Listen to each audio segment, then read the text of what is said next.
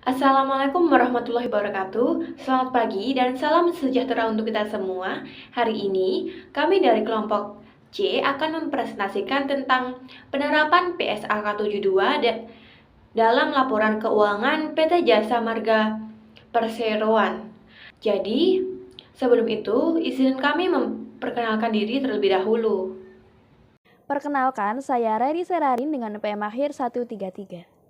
Dan saya Ahmad Syaifuddin Zuri dengan NPM akhir 146. Perkenalkan, nama saya Nadina Salsabila dengan NPM akhir 205. Perkenalkan, saya Trisha Leandri Saragi dengan MM Akhir 220. Profil perusahaan dari PT Jasa Marga Persero Tbk. Jadi, profil dari PT Jasa Marga Persero Tbk adalah sebuah badan usaha milik negara Indonesia yang bergerak di bidang pengusahaan jalan tol. Perusahaan ini dibentuk pada tanggal 1 Maret 1978, tidak lama setelah jalan tol yang menghubungkan Jakarta dengan Bogor selesai dibangun. Hingga akhir tahun 2020, perusahaan ini memegang hak konsesi atas 34 ruas jalan tol sepanjang 1.603 km di Indonesia yang pengoperasiannya dibagi ke dalam 3 kantor regional. 5 langkah pengakuan pendapatan sesuai PSAK 72. Yang pertama ada identifikasi kontrak dengan pelanggan. Yang kedua ada identifikasi kewajiban pelaksanaan dalam kontrak. Kewajiban pelaksanaan merupakan janji-janji kontrak untuk menyerahkan barang atau jasa yang memiliki karakteristik berbeda ke pelanggan. Yang ketiga ada penetapan harga transaksi. Harga transaksi merupakan jumlah imbalan yang berhak diperoleh suatu entitas sebagai kompensasi atas diserahkannya barang atau jasa yang dijanjikan ke pelanggan. Yang keempat, alokasi harga transaksi ke setiap kewajiban pelaksanaan dengan menggunakan dasar harga jual sendiri relatif dari setiap barang atau jasa berbeda yang dijanjikan di kontrak lain. Dan yang kelima ada pengakuan pendapatan ketika kewajiban pelaksanaan telah dipenuhi dengan menyerahkan barang atau jasa yang dijanjikan ke pelanggan. Ketika pelanggan tidak telah memiliki kendali atas barang atau jasa tersebut pada suatu waktu tertentu atau sepanjang waktu. Baik, kemudian di sini ada pendapatan apa saja yang diterima oleh PT Jasa Marga. Yaitu yang pertama ada pendapatan tol, di mana pendapatan tol ini termasuk pendapatan utama dari PT Jasa Marga itu sendiri. Kemudian yang kedua yaitu ada pendapatan usaha lainnya. Nah, untuk pendapatan usaha lainnya ini itu meliputi pendapatan sewa, pendapatan jasa pengoperasian, dan juga ada pendapatan penjualan properti dan pendapatan lainnya. Lalu yang ketiga yaitu ada pendapatan konstruksi, di mana pendapatan konstruksi ini itu adalah kompensasi untuk jasa yang dilakukan kelompok usaha atau PT Jasa Marga itu sendiri dalam pembangunan jalan tol baru dan peningkatan kapasitas jalan tol. Baik, jadi di sini saya akan menjelaskan bagaimana pengakuan pendapatan tol pada PT Jasa Marga sesuai dengan PSAK nomor 72. Nah, sesuai dengan yang tercantum pada catatan atas laporan keuangan tahun 2023 PT Jasa Marga di nomor 2T, itu telah disebutkan bahwa pendapatan tol ini merupakan pendapatan dari hasil pengoperasian jalan tol kelompok usaha, di mana pendapatan ini diakui pada suatu waktu tertentu pada saat penjualan karcis tol. Imbalan kas yang diterima sehubungan dengan pengalihan hak atas pendapatan tol masa datang dicatat sebagai pendapatan tangguhan dan diakui sebagai pendapatan pada suatu periode waktu berdasarkan aktual jumlah trafik selama masa jangka waktu pengalihan hak atas pendapatan tol tersebut. Dengan adanya pernyataan tersebut, kita dapat menganalisa 5 langkah pengakuan pendapatan tol sesuai PSAK nomor 72. Jadi langkah yang pertama yaitu mengidentifikasi adanya kontrak yang sah antara PT Jasa Marga dan juga pengguna jalan. Nah, dalam hal ini, kontrak itu terjalin secara implisit saat pengguna jalan memasuki ruas tol dan menggunakan fasilitas jalan tol yang disediakan PT Jasa Marga. Kontrak ini tercipta melalui persetujuan pengguna jalan untuk membayar tarif tol yang ditetapkan PT Jasa Marga sebagai imbalan atas penggunaan fasilitas jalan tol. Nah, artinya kontrak ini tuh memiliki substansi komersial. Hal itu dikarenakan eh, kontrak ini tuh melibatkan pertukaran nilai antara pengelola jalan tol dan pengguna jalan. Pengelola jalan tol menyediakan akses jalan tol, nah sedangkan pengguna jalan membayar biaya tol. Lalu langkah yang kedua yaitu mengidentifikasi kewajiban pelaksanaan dalam kontrak.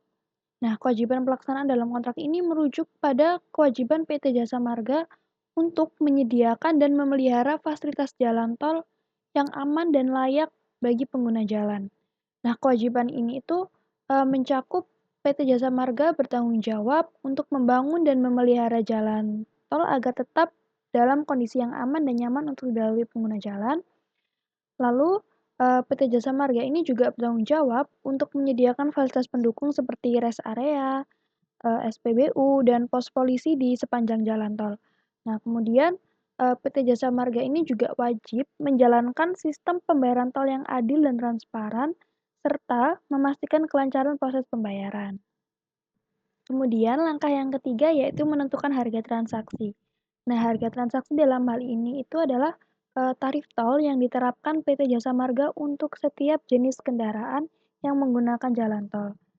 Tarif tol ini merupakan imbalan yang diterima PT Jasa Marga atas penyediaan dan pemeliharaan fasilitas jalan tol. Nah, tarif tol ini juga dapat bervariasi berdasarkan jenis kendaraan, jarak tempuh, dan waktu penggunaan jalan tol. Selanjutnya yaitu langkah yang keempat, mengalokasikan harga transaksi ke kewajiban pelaksanaan. Nah, harga transaksi yang telah ditentukan tadi itu perlu dialokasikan ke kewajiban pelaksanaan yang telah diidentifikasi sebelumnya. Dalam kasus PT Jasa Marga ini tuh alokasi harga transaksi dapat dilakukan berdasarkan yang pertama itu jarak tempuh. Jadi tarif tol ini dapat dibedakan berdasarkan jarak tempuh yang dilalui pengguna jalan. Lalu yang kedua itu berdasarkan jenis kendaraan. Tarif tol ini juga dapat dibedakan berdasarkan jenis kendaraan yang menggunakan jalan tol, seperti mobil, bus, atau truk. Nah, kemudian langkah yang terakhir yaitu mengakui pendapatan. Nah, jadi PT Jasa Marga ini tuh dapat mengakui pendapatan tol saat kewajiban pelaksanaan terpenuhi secara penuh.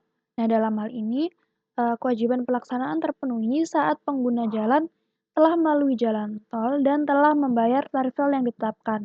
Nah, artinya, PT Jasa Marga ini dapat mengakui pendapatan tol saat pengguna jalan keluar dari gerbang tol setelah melakukan pembayaran. Nah, hal itu juga selaras dengan yang telah dijelaskan pada catatan atas laporan keuangan nomor 2T bahwa pendapatan dari hasil pengoperasian jalan tol kelompok usaha diakui pada suatu waktu tertentu pada saat penjualan karcis tol. Nah, tapi pada kasus pengalihan hak atas pendapatan tol masa datang, itu terdapat perbedaan dalam pengakuan pendapatannya.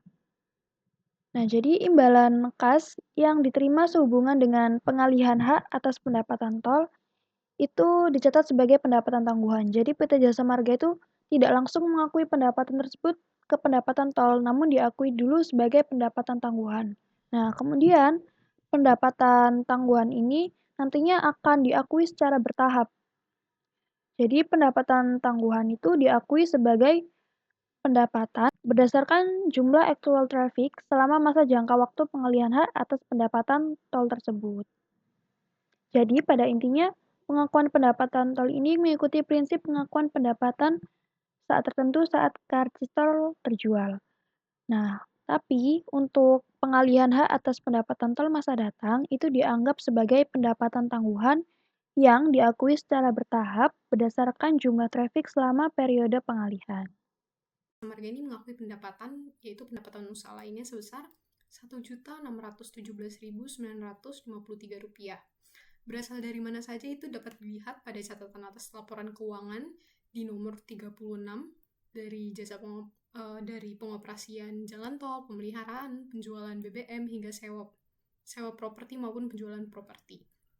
Nah, pada catatan 23 ini memberikan informasi tambahan yang penting terkait pendanaan dan pengelolaan aset terkait jalan tol yang nantinya mungkin dapat berpengaruh pada pengakuan pendapatan yang perlu ditinjau atau dianalisis kembali, terutama terkait dengan hak pengusahaan jalan tol yang dijadikan jaminan. Nah, untuk menyelaraskan dengan PSAK 72, kita mulai dari 5 langkah pengakuan pendapatan yang sudah dijelaskan tadi di awal. Langkah pertama yaitu mengidentifikasikan kontrak dengan pelanggan. Jadi hampir semua pendapatan usaha lainnya ini berasal dari kontrak pelanggan, baik dari pemerintah, yaitu pengelolaan jalan tol, maupun perusahaan lain seperti penyewaan lahan, sewa properti, dan juga individu penjualan BBM dan juga penjualan properti.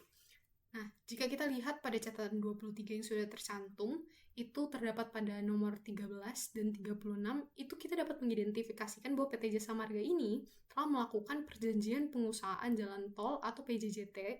Itu adalah kesepakatan tertulis antara menteri dan badan usaha untuk melaksanakan pengusahaan jalan tol. Tandanya dalam langkah pertama ini perusahaan Jasa Marga itu sudah melakukan kesepakatan dari kedua belah pihak untuk melakukan perjanjian bahwa telah setuju melakukan kegiatan tersebut, hak dan kewajibannya. Seperti itu. Selanjutnya kita akan mengidentifikasikan kewajiban kinerja dalam kontrak. Nah, untuk jasa pengoperasian pemeliharaan jalan tol ini berarti kewajiban kinerja Jasa Marga adalah menyediakan layanan sesuai perjanjian, seperti pemeliharaan jalan, pengoperasian fasilitas tol, dan juga untuk sewa lahan maupun properti ini kewajibannya itu untuk memberikan akses atas aset yang disewakan selama periode sewa. Dan juga penjualan properti itu tandanya mentransfer kepemilikan atas properti kepada pembeli. Setelah kewajiban tersebut dilakukan, itu mereka pasti akan menentukan harga transaksinya atau langkah berikutnya. Itu kita bisa lihat pada catatan atas laporan keuangan nomor 36 ini. Pada tahun 2023 harga transaksi yang telah PT Jasa Marga ini dapatkan dari pendapatan usaha lainnya, setiap rinciannya itu sudah tercantum baik dari pengoperasian, pemeliharaan, sewa, dan penjualannya. Nah, untuk mengalokasikan harga transaksi ke kewajiban kinerja, untuk sebagian besar item alokasi harga transaksi relatif sederhana karena kewajibannya kinerjanya tadi kan sudah jelas ya apa yang dilakukan oleh PT Jasa Marga ini. Nah, sebenarnya nanti teman-teman bisa lihat lagi dari laporan keuangan PT Jasa Marga ini, catatan atas laporan keuangan di nomor 36 ke bawahnya itu PT Jasa Marga ini mencantumkan beberapa harga tarif pengoperasian jalan tol di setiap wilayahnya. Nah, yang terakhir, mereka akan mengakui pendapatan tersebut setelah mereka melakukan kewajiban-kewajiban baik dalam periode berjalan maupun secara bertahap. Jadi seperti jasa pengoperasian pemeliharaan itu pendapatan diakui secara bertahap sesuai dengan kemajuan. Begitu juga dengan sewa maupun penjualan. Dapat diakui setelah, kalau penjualan dapat diakui setelah resiko dan manfaat kepemilikan berpindah ke pembeli. Kalau sewa berarti diakui secara periodik sesuai jangka waktu sewa. Begitu juga pengoperasian diakui setelah bertahap dengan kemajuan pekerjaan yang telah dilakukan. Kewajiban yang dilakukan, maka setelah itu mereka dapat mengakui pendapatannya. Selanjutnya, saya akan menjelaskan tentang pendapatan konstruksi sesuai dengan PSAK 72. Jadi, dalam CALK 2T dijelaskan bahwa kelompok usaha mengakui pendapatan konstruksi pada suatu periode waktu menggunakan metode output berdasarkan laporan bulanan atas kemajuan penyelesaian pembangunan aset yang diterima dari pihak eksternal yang telah ditunjuk untuk membangun aset tersebut. Dan dapat dilihat pada laporan laba rugi di bagian pendapatan bahwa kode dari pendapatan konstruksi ada dua, yaitu 2T dan nomor kode CALK 37. Dalam nomor CALK 37 yaitu tentang pendapatan dan beban konstruksi dijelaskan bahwa pendapatan konstruksi adalah kompensasi untuk jasa yang dilakukan kelompok usaha dalam pembangunan jalan tol baru dan peningkatan kapasitas jalan tol. Pendapatan konstruksi dinilai dengan menggunakan metode cost plus, di mana seluruh biaya dapat diatribusikan langsung sebagai nilai perolehan aset tambahan dengan margin tertentu. Jadi dapat dilihat, pada tahun 2023 pendapatan konstruksinya sebesar Rp5.752.623 dan beban konstruksinya sebesar Rp5.716.823. Jadi margin kontribusinya sebesar Rp35.800.000. Dan yang penting tentang PSAK 72 ini adalah tentang pendapatan konstruksi itu sendiri. Jadi dapat diketahui bahwa setiap bulannya atau setiap tahunnya PT Jasa Marga ini mengakui pendapatan konstruksi sesuai dengan kemajuan penyelesaian pembangunan aset yang diterima dari pihak eksternal. Sekian presentasi dari kelompok kami. Mohon maaf apabila ada kesalahan. Atas perhatiannya, kami ucapkan terima kasih. Wassalamualaikum warahmatullahi wabarakatuh.